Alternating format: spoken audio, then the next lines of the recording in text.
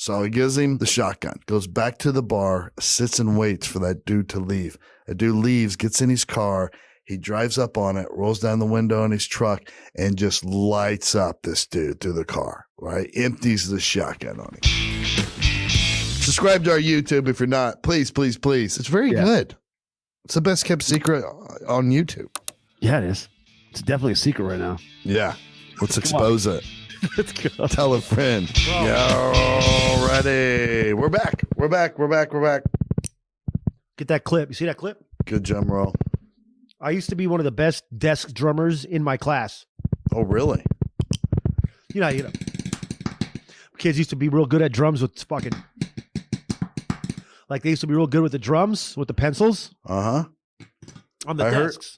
I heard you had a scholarship pending for desk drumming. You were going to be in the inter classroom band at Kent State.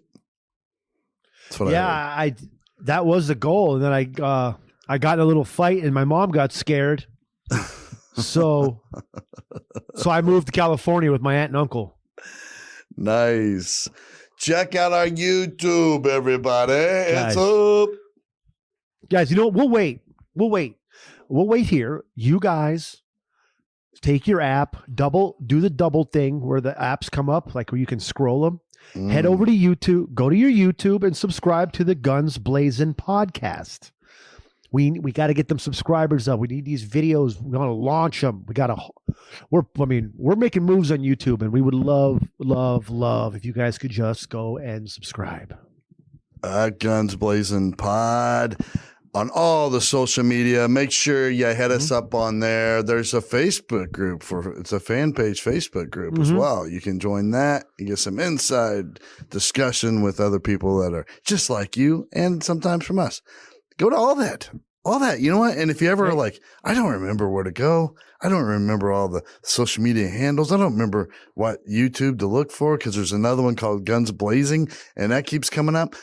Just go to gunsblazinpodcast.com. It's like a little switchboard. Every directory for our shit is right there, including the Patreon, which is people are saying it might be the best Patreon benefit package that exists today. Let's just say that we might have to cut off. We have to cut off a membership. We might have to at some point because it's just going to be crazy. It's getting rowdy in there. It's getting rowdy. Real rowdy. Forbes magazine said that it's the best Patreon benefit package available today. You're losing your stand, bro. You know what? I lost mine today. I couldn't find it. I had to go looking. I had it packed away, and I was just like, I'm going to have to do a Shaun and just hold my thing because the bases were missing. You need them bases. They were underneath the beef jerky in this box of leftover grocery shit that I brought back from the Airbnb. For some reason, I put the mic stand bases separate from all the other fucking podcast equipment. Come on, man. You're better than that. I don't know what happened. Maybe I put something in my lungs that affected the way I was thinking that night. I don't know what happened. It just feels nice. Don't you wish now that you blaze from time to time? Do you ever wish that they just didn't test cops for weed? Yeah. I mean, they could probably use a stress relief. I mean, think about the ins and outs of that gig. Like, who would need to go home after a long shift of foot chases, reports, fucking wrestling, seeing dead bodies, breaking up domestic disputes, pulling people over, being yelled at?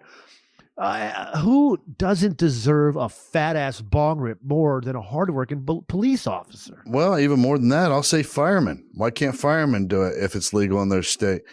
I get it. It's still illegal federally, but once that gets fixed, why can't a fireman do it? Because he's allowed to breathe in house fire smoke. Yeah.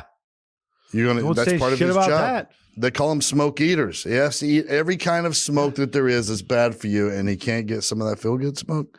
Come on. Like of all the smokes that they're subject to, there's only one smoke that firefighters nationwide would probably run to do the opposite, not to put it out, but to put it up. You know what I mean? It's that endo smoke, man. What if they get called? What if they get called to a marijuana field fire and they have to put that out? Do they just have to hold their breath for a long time?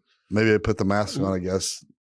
But what would be beneficial to that is that they can't be drug tested for the next 3 months because they were in one of those. So if there's some sort of calculated effort to just constantly burn weed, like a certain amounts of weed, just so firefighters can smoke weed after that and then never get to get tested because, well, what are you going to do? You're going to test me? I just put out 6 weed fires. I was in the smoke. The weed was there. It's in my system. It's in my hair. Come on. Because, they get tested randomly, I guess they say. That's what Chris Lytle told us. And I would just, like, once a week, I would be like, hey, that fire that we put out, there was a giant bag of weed right there where I was standing and it caught fire. And I think I breathed in some of it. So I would just fill out a report every week to cover my basis way I could smoke weed and fight fires. Well, not every week because it stays in your system for 90 days. So you could do it every other month and be good, Even somehow. better. And you know what? It's going to be the norm. I mean, almost all the states are legalized. We're getting there. If not, there's a ton more on the ballot. And even the most conservative states are watching everybody else get rich and being like, well, I think Jesus actually loved weed. We just need the feds to legalize it. That's the only issue. That's the only thing keeping public service people from being able to smoke. Because even if it's legal in their state, what's wrong with the feds? What are they holding out? We got close to it. I think Trump did get close to that, actually, to taking it off the class 3 felony list or whatever. Mm-hmm. Whatever that list is, it's basically right up there with heroin. You're just like, I don't think so. But that's what they got to do. They got to decriminalize it off that list federally, and then we can start doing some serious work. Then every heart surgeons can smoke up. Yeah. Right before surgery, calm their nerves. Can you imagine you just got done replacing someone's grandpa's heart? You get home after you shower off. You drive home jaded, probably. Just like, I just cut some dude's chest open. Re-put another heart in from another dude that was in an accident. Like, this guy gets home, takes off his flip-flops, get rid of his scrubs. Let the man spark up a fat-ass J. Who needs it more than that guy? He just took somebody's chest apart. He cut open their chest, took all the parts out, laid them on a table, and they had to put them back. It was real life operation, the board game Operation, but he does it for real life. It's stressful when I play Operation, the board game, dude. I sweat, my heart starts beating real fast, my hands get shaky, and I hit the. I'm like, I just killed the pretend guy. What if that was real? We're talking anxiety at an all-time high here. Like, that's just that game. Here it just buzzes and I get a little startled. There, the guy dies. Mm-hmm. It's a lot of pressure. No one deserves weed more than these guys. These surgeons, they need to be able to smoke weed, man. And I think probably bomb techs that have to defuse bombs, they could use it in their life. And now, I doubt they're allowed to because they probably get tested on a regular basis too. But dude, I just took apart a bomb today. A bomb that was going to kill like thousands of people, and I had to sit there and get the right color wire right in the right sequence. I can't go home and relax. Yeah. Whenever they say call the bomb squad, guess who picks up? That's me. Okay. I'm stressed out. I'm over here. Is it red? Is it yellow? Is it blue? I don't know. I seen Hurt Locker, Mm-hmm. You need as few distractions in your life, and you need as less anxiety as possible. Because look what happened to Jeff Daniels in Speed. Yeah, blew himself up. Why? Because he had 3 kids at home and a nagging wife. I mean, dude couldn't relax. He was a ball of nerves out there trying to green or red. I don't know. Boom, boom, blows himself up. It didn't happen to our guy Keanu. No. Dude had nothing going on. Well, he had a motorcycle and a kick-ass single dude's pad. That's all he had in his life. Not a care in the world. He could defuse a bomb without blowing himself up. Just being Keanu Reeves, dude. Mm-hmm. What a move by him. What a move to be him. What a move to grow up and just be that guy. Fucking Bill and Ted's Excellent Adventure. Now you're John Wick 6. Come on. It's a workout. I think at this point, he don't even care about being an actor. It's just about his workout program. The training for the John Wick movies is got to be treacherous. I mean, there was a time, when did the first John Wick come out? Probably 5 years ago, 6 years ago? Something like that. They make one, every 6 months now, which is awesome. So I remember that. So 5 years ago, if you were like me, a lot of us were sitting around and we're like, man, Keanu Reeves was the dude in Point Break and Speed. Like at one point in his career there, he was the coolest action star going. I mean, the dude could pull ass at any given moment, like no other. And the coolest dude around, and we're like, yeah, it sucks that that's over. Boom, John Wick. What? He's in his 50s and he's fucking even cooler? Come on. Yeah. And not only that, but look at this isn't a guy sending it in. This is a guy putting in the work. I don't want stuntmen. He says, I don't want stuntmen. Keep him. I asked Twitter one time, does anybody have, there's like a total of 321 kills in the first 3 movies or some stupid shit. Like part 1 has 98 murders just by John Wick alone. And in the most creative ways possible. You can't fake that, man. That's real. When you submitted as a writer for that job, they said, list us the top 10 coolest ways to kill a person. And that's all they submitted. And the best submissions won. And they wrote the movie. That's it. That's it. It's that easy. Damn. I mean, there's so many ways to die in John Wick, dude. But I do enjoy the coin. Like, my favorite part is the coin commerce between everybody. I like it as well. It's That's like my favorite. Throwback to like, I don't know, the days of pirates or medieval ages, you know, where or the dark ages, medieval times where they just, you know, a coin would buy you a donkey. You know what I mean? Like they were really valuable. This one gold coin. I need a new ship to sell to North America. Oh, here's my coin. Boom. And it would buy so much. And it was a throwback to that. I appreciate it very much. Nobody's done that in a movie since. Like contemporary times, a coin is that valuable. Genius. We're not, I mean, listen, we got Susan B. Anthony coins, we got the Buffalo nickel, but we need to bring back the golden fucking coin. Like I want to show up looking like a little elf with a bag of gold nickels or whatever, like a gold, you know what I mean? Like a bag of gold. That's what I want, dude. I want to roll around like a little fucking elf or something that just has, or whatever, who would ever have like a Willow or something, you know, just have a bag full of golden coins. Like Willow. I love that movie so much. I can't believe you just pulled out some Willow. Oh my God, that little guy was the best. We were assholes because when we were in high school, our other homie was the shortest kid in our group and his name was Willow. Go get your staff, bro. Yeah, that Willow staff. Who was the dude in that? Wasn't that I don't know. I just know Willow, bro. From Heat. He played Doc Holliday in Tombstone. He played Doc Holliday. I'm brain farting. I don't know his name. I don't know. He played in Heat. Jared ain't here. Damn it. Oh well. God, I can't remember his name. But yeah, what did he play in Heat? He played the crazy guy that had the girlfriend that ratted him out. I keep wanting to say Dolph Lundgren. God. Oh no, it's Val Kilmer. Val Kilmer, yes. Val Kilmer. Different kind of role for him. But that was a great movie. There was a movie Tom Cruise did back in the day too called Labyrinth or something like that. I can't remember. And that was Labyrinth? He did Labyrinth? I don't think it was Labyrinth. I thought that was David Bowie. Yeah. David Bowie played like the bad guy, right? It wasn't Labyrinth, but it was something like that around the same time. And it was the first time that I realized that he could do his own stunts. Like he was doing these backflips and shit. And it was really him. Who, Keanu Reeves? No, Tom Cruise. Oh. Yeah. Keanu, just recently, he didn't, till he got to be, he was an old guy and he was like, you know what, I'm going to start doing all my own stunts. Bring in some Navy SEALs and train me. We can cut this budget. We can cut out all the stuntman payroll. I got it. I'll do my own shit, dude. I love it. Have some respect. I'm doing my own thing. Would you do your own stunts if they put you in a movie?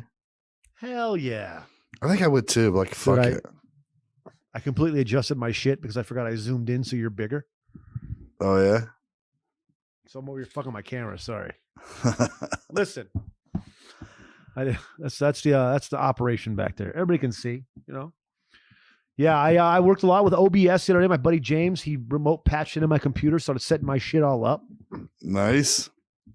So I'll have it all. I'll get dialed in on that software. I'll get it all dialed in. I got the green screen, so we can walk away and be like a camera that's only on the green screen that can, whatever, right, for whatever we want to do, like the news or some shit, or like the weather or something corny. Nice. I'm drinking a Dr. Pepper. I've been drinking Dr. Pepper in a long time, but I found it in my fridge. Don't even know who left it. Oh. Little Dr. Pepper. And how good is it? I forgot how delicious it was, to be honest. I think I probably left that in there. You did? I sneak those from time to time. I sneak them out of the store from time to time, and I just put them gems, and I just have a little Dr. Peps. That shit's so good. I would have bought that shit from Mr. Pepper. I think that's he didn't have to go. He didn't have to go to school that long. No, that's a Mitch Hedberg joke. What he does. I got Mr. Scholl's, man. Those things were good, man. I would have bought them shits from Mr. Scholl's. He could have saved his time. Not going to school for so long. Mitch Hedberg's the best, bro. The best. I like this better than root beer, and I had forgotten all about it. I love when that happens to me in my life. Oh. Something that I forget that I love so much, and then okay, here's one: snowballs. I forgot. Ooh. How my diet went to shit. I couldn't maintain keto when I was in Alabama because I've been like the only I thought one. you meant like you had a snowball fight, but you mean the actual food. Yeah, the food, the hostess snowballs. So I'm in a gas station. I'm getting gas, go in, get a coffee, and I see out of the corner of my eye that pink ass snowball sitting there amongst some other hostess products. And I'm like, fuck, I haven't had one of those in 10 years, probably 15 years. So I go over, I get it, and I eat it in the car. And I came. Like, it was so good, dude. So good. The marshmallow, the coconut, the cake. I like the white filling. one, too. The white one. Yeah. Oh, equally They're both good. delicious. Mm-hmm. But yeah, you're right. The snowball. Like whenever I go to like a Big Lots type store, I always buy me a pack of Nutter Butters or Nutty Buddies or whatever they call them. Yes. There's just like when you break a Nutty Buddy off and you look at the construction, the layers. And you made the cookie look like a peanut. Come on. I mean, it's all in the details of that Nutter Butter. I'm talking about, those the long brown sticks that come in packs of 2 with the wave on top, kind of like a wave. Yes. The Nutty Buddies or the Nutter. Yeah, you were right. That's Nutter Butters. I think I'm thinking Nutty Buddies. No, it's called something wafer, isn't it? God damn it. No, it's like Nutty Buddy or something. Oh, okay. But you're right. I love those. My grandma used to get them all the kind. Like there was pink and there was like 3 different colors you could get them in. And she would leave. And you know what? They never go stale. Like I don't know why astronauts they don't give them the astronauts to take because they never go back. Maybe they do. Maybe they do give them the astronauts. I love those. You're right. Fuck, Yeah, I so forgot about those. I'm gonna go hunt some of those down. I'll buy some from the internet. They're $1.99 a box. If you just go to Big Lots, dude, they're always in the little area where they have like the oat milk pies and the fucking all the classics. Love it. That's my shit. Made garlic fried rice last night. That's what we made for the stream for the Patreon homies. It looked delicious. I was looking at the pictures. Garlic fried shrimp and rice, basically. But you know what the key is? Here's the key that I like. Obviously, I cut up. It says a few things of garlic, but I go wacko with the garlic. Like I might use a whole pack. Yeah. Between the shrimp and the rice, get out of my face. I'm gonna use. If you don't like garlic, then don't come over to my house and eat this when I make it. I've never in my life eaten something and thought there's too much garlic in there. I don't know that it's possible to get too much garlic. Like, what are you, a fucking werewolf? Why are you so worried about garlic? It only makes things better. You know, there's a place in LA I never went because I couldn't afford it, but it's called the Stinking Rose. Everything's like major garlicky. Oh, but so all I do is this. You know, when you're making your fried rice, you got to do your egg, right? So you get your egg, you whisk it up. But before I put it in a cook, before the rice and all that, I put, I cut up some garlic cloves, and then the slices or whatever, and I toss them in the oil in the pan. I start to let them brown up. and I get them nice and spread out, and then I dump the egg on top of that. I let the egg cook in like a little bit of the oil with the burnt and the nice crispy garlic. So it get like these garlic. You get like these garlic scrambled eggs. Oh fuck! You let it form that layer on the bottom of the pan, and then you start cutting it up or whatever. And then when they're done with the garlic and the egg, you put that into a bowl on the side. Then you go to your, then you put back the more garlic and ginger and some shallots, and then you brown that up, and then you put your rice in there slowly because you don't want to just lump it in there. You got to put it little by little. And you know what else you got to do? You got to make sure the rice is cold. I always make the rice like my lady. On the days we decide that's what we're going to have for dinner, my lady always just early in the afternoon, she'll make a couple of cups of rice, and then we put it in the refrigerator because it'll cook better when it's cold as opposed to like hot and fluffy and just soaking up everything and getting. Really? It's not going to cook like it is going to cook when it's cold. So just keep it in the fridge. Yeah, and then when it comes time to cook, you got your garlic eggs done. Mm-hmm. Boom, you come in with your ginger, a bunch of more garlic. And then you got some shallots, and then you just fry those up and start slowly putting your rice in. Add a little soy sauce in there. Separate pan, I cook the shrimp, just oil, butter, and then I add garlic salt, and then I add salt, pepper, and then I add ginger, garlic, and onion. And then I cook them separately, and then I put it all together at the end. The shrimp with all of that garlic and all the bits of garlic and ginger, and then the rice with all its bits of garlic, and it's fried up, garlic, and then the egg, and you mix it all together. And then you put in some green onion, some scallions chopped up, cut them at an angle so it looks like it's an Asian restaurant. And then throw in some sesame seeds, bro. Fucking whammo, kid. A little soy maybe if you want a little more. It's on. That sounds delicious. The pictures looked if everybody saw the pictures, Jesus, come on. And Erica Harris, hers looked good. Even yeah, she did. She was cooking along too. People are following. People were the watching, steps. but she was cooking. Yeah, and that where I figured that out. How much I love that was when I was in Hawaii. I was with the homie, like my buddy Edwin San Juan, very funny comedian based out of Vegas. We went to Hawaii and Guam for some shows, and then with this kid Kevin, this is a surfer homie on the North Shore, on Honolulu, and he took us to the Giovanni. It's like the most famous shrimp truck in Hawaii. It's called the Giovanni Shrimp Truck. It's unreal, bro. Sounds delicious. It's so fucking good. That's where I fell in love with that. And then you can get spam. You can mix spam in there instead. If you want to take away the shrimp, dude, mix spam in there, bro. It's still delicious. Same operation, same cooking. I love me some you spam. Chop the spam up.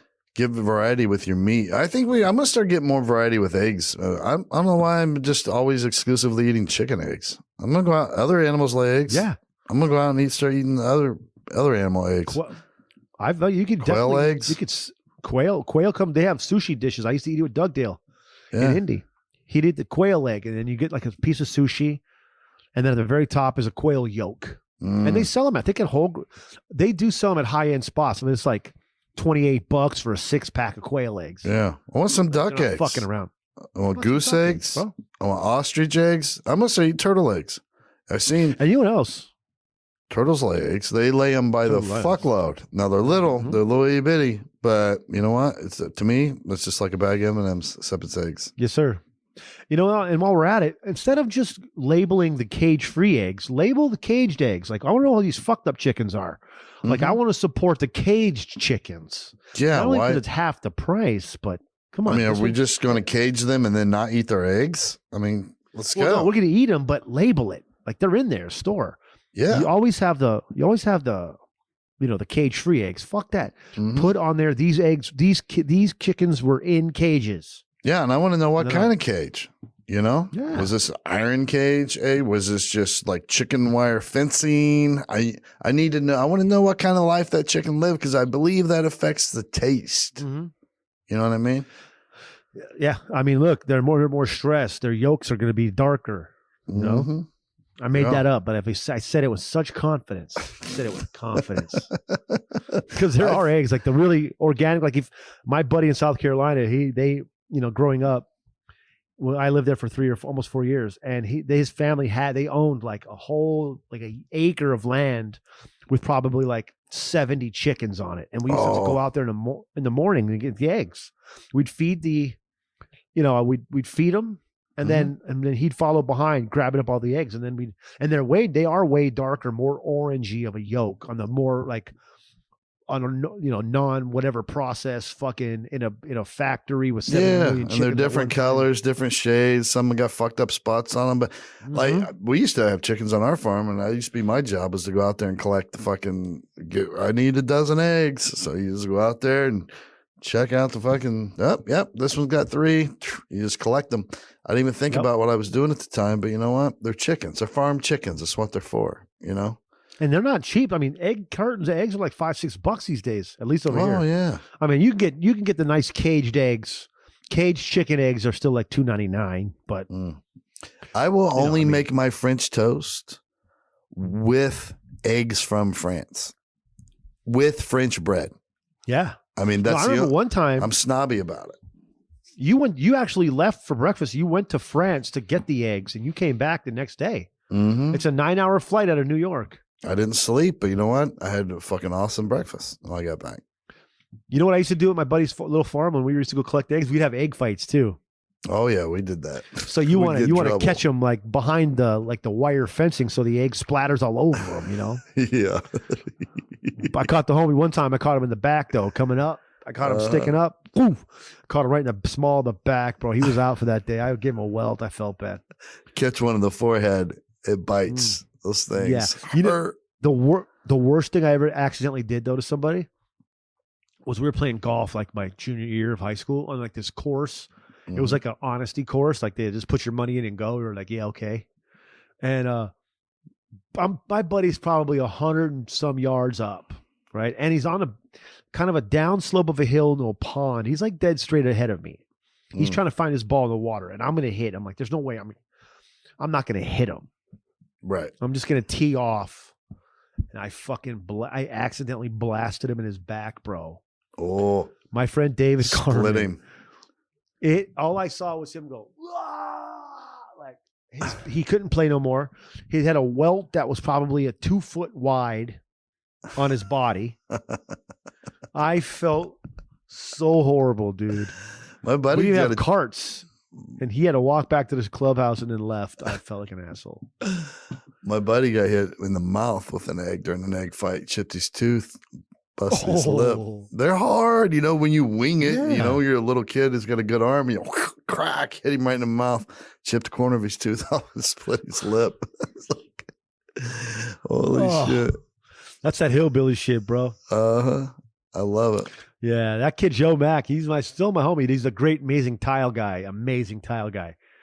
Like an artist with the tile, Yeah, he does like designs and shit in it. Mm-hmm. All the sweet ass, like different style tubs, like the tile coming out. Like, he'll make all the shit, like just dope custom showers and bathrooms. Mm-hmm. His knees probably hurt, but that's a hell of a, that's the only real downfall is that knees, because that's a hell of a trade. It's like, it's very close to artwork. Yeah, as you get older, it gets tough. Same thing with plumbers. Even if you get those good knee pads, those knee guards, it still gets to you. It's just like catching in baseball. You only do it for so long. The knees give out. No, it's great, man. Use them up. What you got right now? What's going on with you?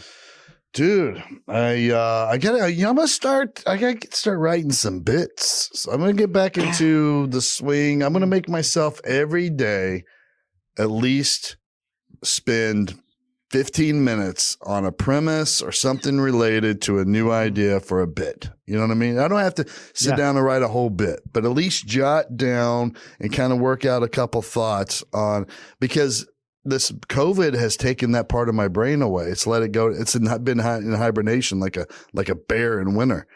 And now it's spring. I need to wake up the bear, get those fucking muscles working again. Yeah, you do. Because I think the muscles are working. I think that the muscle that's not working is the one that makes you make it a priority to write down the thoughts. Yeah, exactly. That's the muscle. That's the one that has to be strong. The thinking stupid shit and seeing stupid shit and knowing things would be funny never stops. It's just a discipline of writing it down when you know that this could work. Mm-hmm. Because I think I wanted to go on a run trying to build an hour of kind of some historical shit that I fucking think's crazy, you know? And just, so I just need, and I look at shit up all the time. You're right. I just got to be like, all right, fucking, I'm going to keep one notepad right here just for that. And I write nothing else in there. And I just need to jot down my thoughts for that day on it, you know? And then I can go back later and tune them up. That phone, baby. You got to get on that phone. Yeah. You got to get those notes rocking, bro, under ideas. I always write material on top so that when I go to, after, you compile, notes and notes, Mm-hmm. You can just key search or keyword search. Yeah, that's it. Yeah. All the material comes up. I use new jokes. Bits and material. Yeah. New jokes, bits and material. Yeah. Yeah. I'm kind of, for a while, a minute there, I was like, well, fuck, is stand up over for me? Like, it's going to pass me by? Am I going to even want to go back? Yup, I do. Getting the crave again. Yeah. It never goes away. I just, it made my job a lot harder to try to stand up travel and work 5 days a week. Yeah. When you had a fucking serious show and you had your $20 chef show and all your other commitments to Barstool, and you had to be at the office. Yeah. Yeah, I was the same way with Pat. It's like, it was almost a hindrance to just try to get out once a month to go, for a Saturday somewhere. He's like, fuck, I got so much other shit going on. And now I gotta make that. Well, I think it's going to, and I'm noticing a lot more people doing like breaking down like an 8-week or 6 different dates on one I'll be here type thing, upcoming shows poster. Mm-hmm. So I'm starting to see it slowly more and more, and that's exciting. Let's get fucking work, dude. Yeah, I was listening to Dan Cummins the other day. Sound like he said, I don't got anything on my calendar yet, but there's some buzz. I might have some dates coming up. And I was like, oh, finally. That dude hasn't worked, I don't think, all through COVID either. So it's not just us. It's dudes like that as well. But yeah, I can't wait. I mean, look how much fun we had in Chicago and on those shows, bro. God damn it. And Dayton, they were unbelievably fun. And those after show hangs. Jeez. Come on. You know what it was? Like, we didn't even do shit. We sat there and just had a couple of beers and talked with Vince. Everybody that just it was perfect. Lisa. That's what I miss is like, I like talking to the people after the show on their way out. Let's have a beer, do a shot, whatever. And then I really, in Dayton, really remind me, we had some comic friends there and just that hang out late, grab up a table, sit down, shoot the shit for a long ass time after everybody's gone. We haven't done that in a long time with other comics. Mm-hmm. Yeah, that was really fun with Vince and his homie. Yeah, they were just cool as shit, bro. And yeah, it's just nice. And just sitting there having a beer, just talking shit. The lights are still in the empty ass showroom. Yep. Oh, love it. Yeah, and but the cornhole action was so money too. And I mean, I'm just really excited for stand up to go back. And plus, obviously now I don't have any paychecks from Barstool anymore. So we're really looking forward to that stand up money start pouring back in. We need that work. I was sometimes I'm on unemployment, because like if I don't have anything that pays for like a month or whatever, I'll hit those weeks. And they just that went away. So anybody else is in the same position, you're like, shit, it's been gone for a couple of weeks. It just got noticed, at least here in Indiana, and Indiana's a little slower than a lot of the other states. It's coming back, baby. It's coming back like January 22nd or something here. So I'm sure it'll get around everywhere. But It's a nice little safety net because if you go dry for 3 or 4 weeks, it's like at least it's something, Yeah. Exactly. I mean, you just got to get that. That's why I like keeping that small knot. That monthly knot's always small. Mm-hmm. Nothing too crazy. Just keeping the knot low.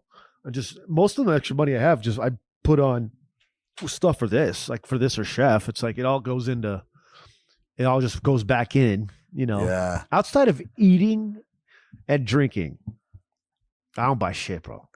Yeah, I don't either, really. I probably the most I've spent on a credit card or my debit card recently was when we signed up for merch and we had to pay. You remember that was like, oh boy, I haven't really put a lump on my debit card in a long time, but I used to spend that much going out and freaking drinking beers, you know? And I didn't think twice about it when I worked for Pat. It was just like, oh, I spent $400 at the bar. Cool.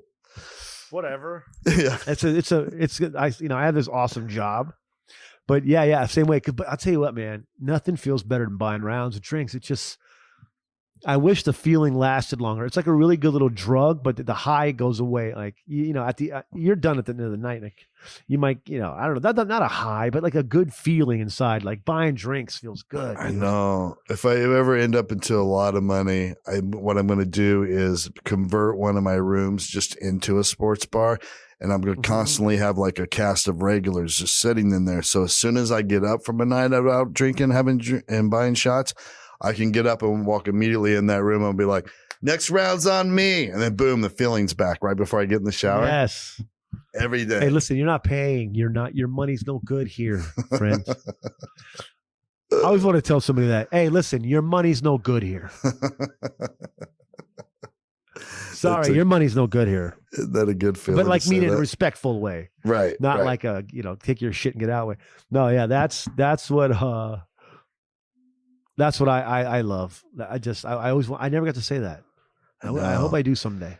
I do too. And I hope it's to Bruce Willis. I hope Bruce Willis walks into whatever I own that I can say that at. And I'm just going to, be like, hey, Bruce, your money's no good here, friend.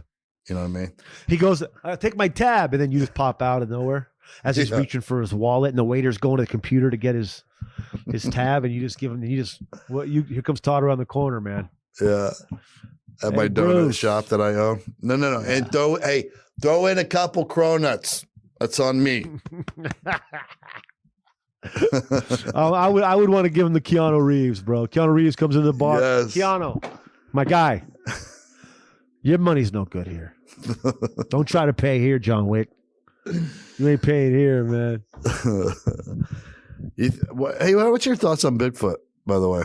I was in Alabama. A lot of Bigfoots out there, evidently. Oh, really? According to the peeps. Mm-hmm. So wait, we're saying like there's just like they all live in Alabama, the Bigfoots? Not all of them, but they have their share of them, I guess. Because they're all over, right? They're in the Pacific Northwest, allegedly, and the Appalachian Mountains, which I think the Appalachians run into part of Alabama. I don't know. But there's a mountain range right there where we were, where there's supposed to be a bunch of, I don't know what the plural is. Probably Bigfoot, just like deer. The plural deer is deer. Mm-hmm. Or is it Bigfoots or is it Big Feet? I don't know. But I'll just say Bigfoot. There's a lot of Bigfoot up there, allegedly. I always look back now, like when they had that alleged footage of the real Bigfoot where he's walking away, right? Mm-hmm. Supposedly that's Bigfoot. Think about the numbers, right? The numbers game on this. Back that point, there might have been 12 to 15 cameras, in the country, right?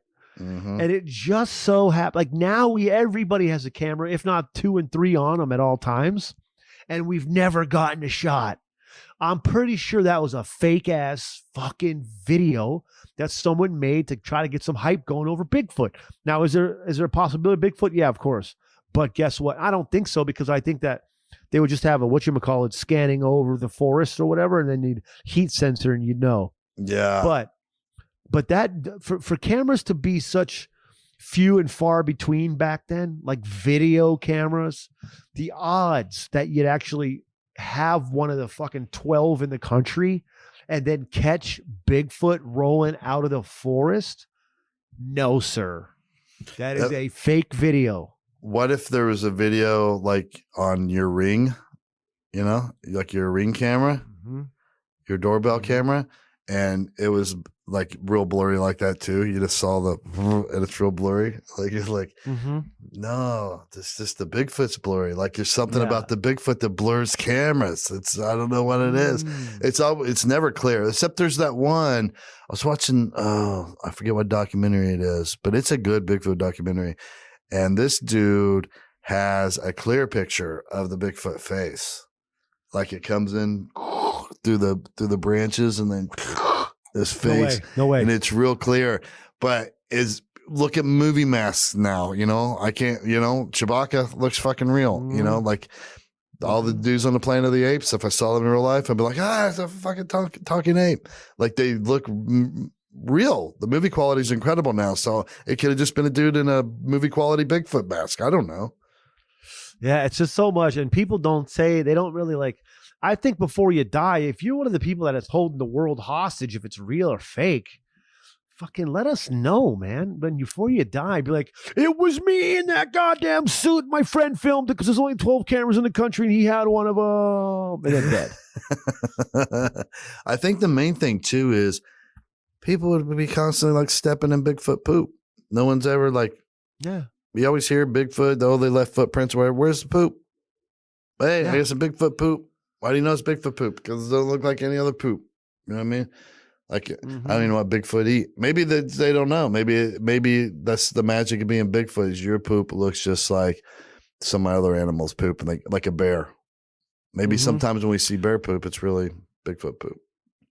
And I think that there could be a chance of like, with anxiety and people thinking people are looking for, like there could have been the evolution of like an anxious human that ran out into the forest and he kind of just adapted, right?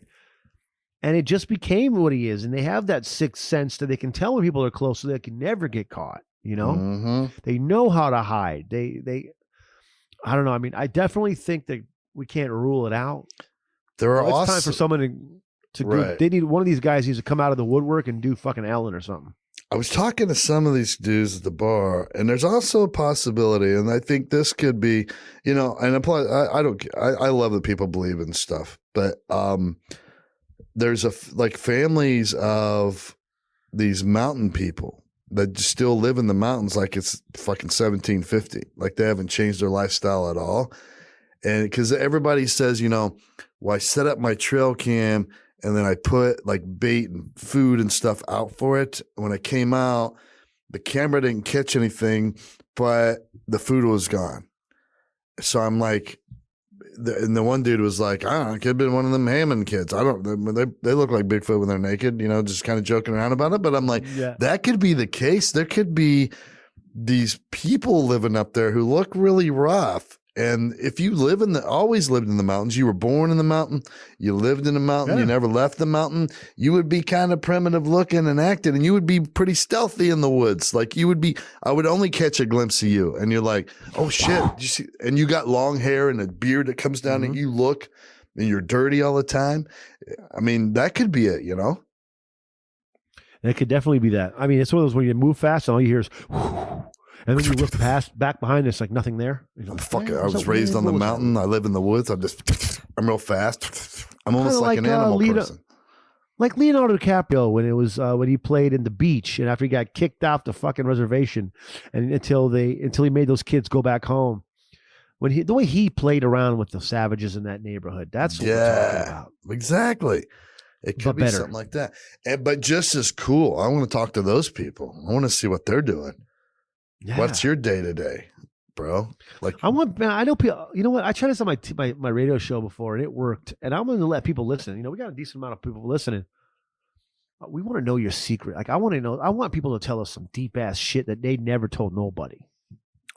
Like I want to hear some wild secret shit that people have been holding in. Like I want to hear that.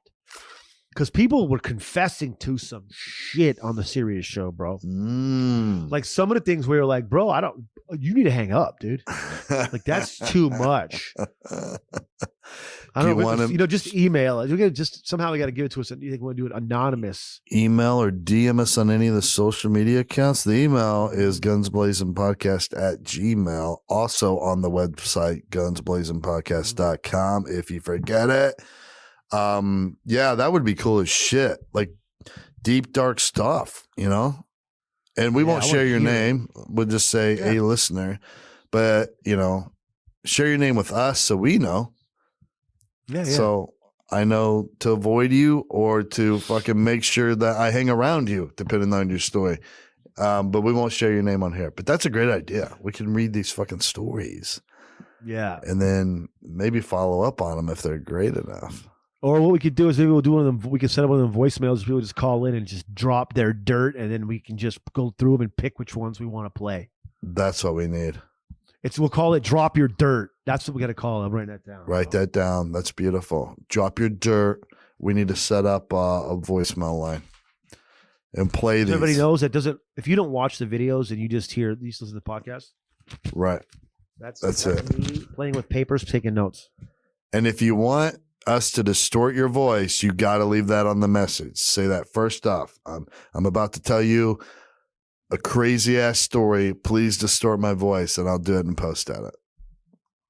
Somehow, I'll figure it out. I'll give you a Darth Vader voice or something. Unless it's someone super famous, no one's gonna maybe 2 people would. Yeah, no one's gonna know your voice. So, that'll be good. Drop your dirt. We have to figure out how to let people leave voicemails now. Like get a Google Voice number or something through our shit. Yeah, through the email, because you could do that. I'll ask call Bailey. a Google Voice number. Yeah. Yeah, and then we can just go through and listen, because your Google Voice inbox looks like your Gmail inbox when you sign in just straight Gmail and not the mail app on this shit on your Mac. Yeah. Google Voice. I used to have one, 10 years ago. I was cutting edge, and I had a Google Voice, and I could read my voicemails.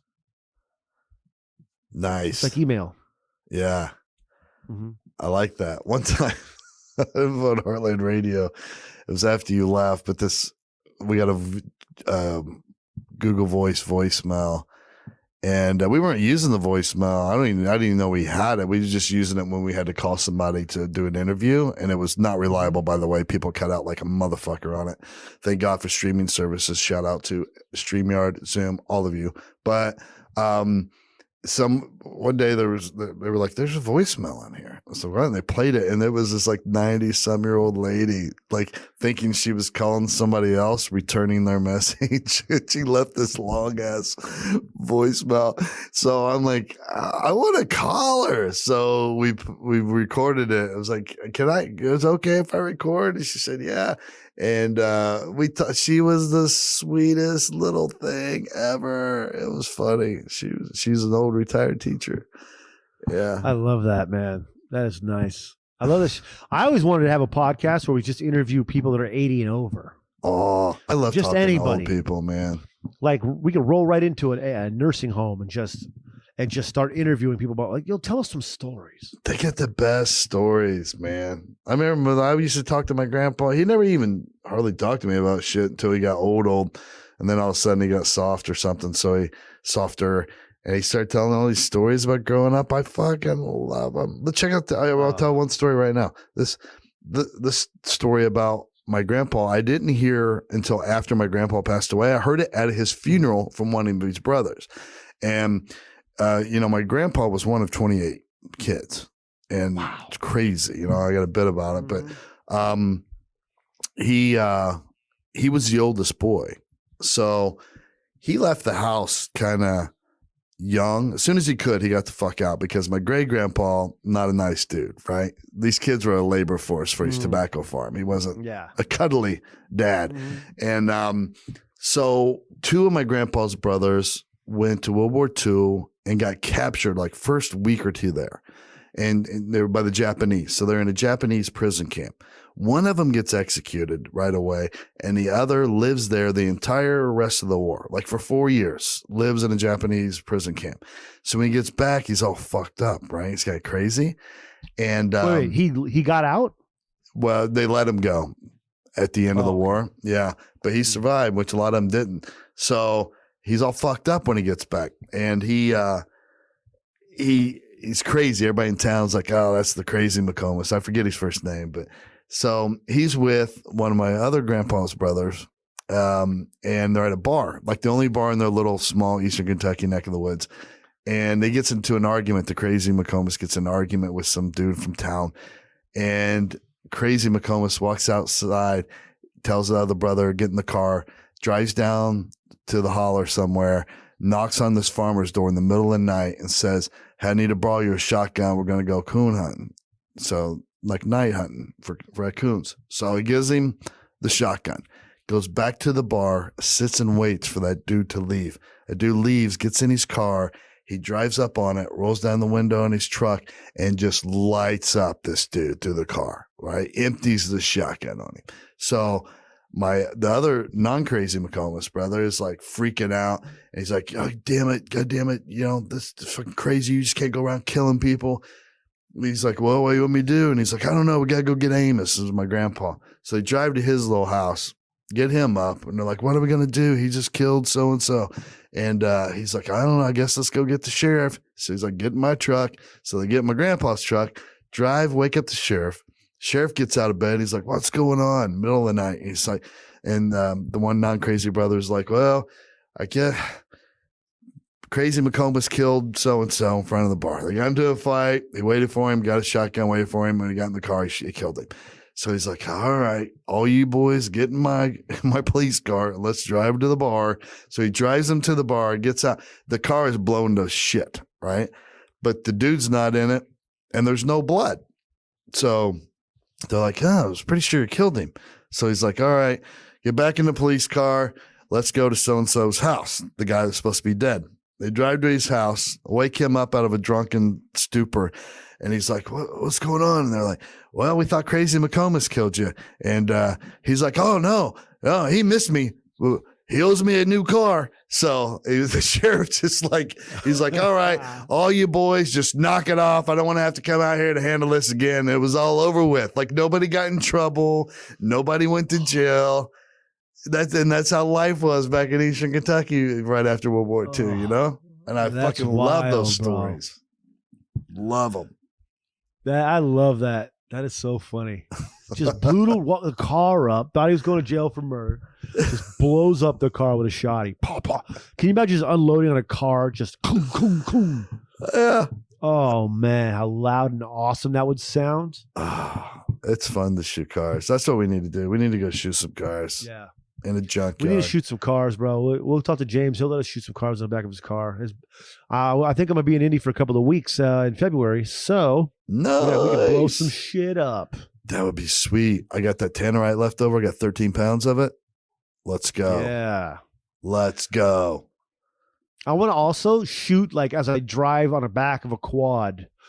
Like I want like someone to be driving a quad and I'm popping off and I hit the tannerite. Oh, yeah. That'd be cool. I want to be in motion shooting something.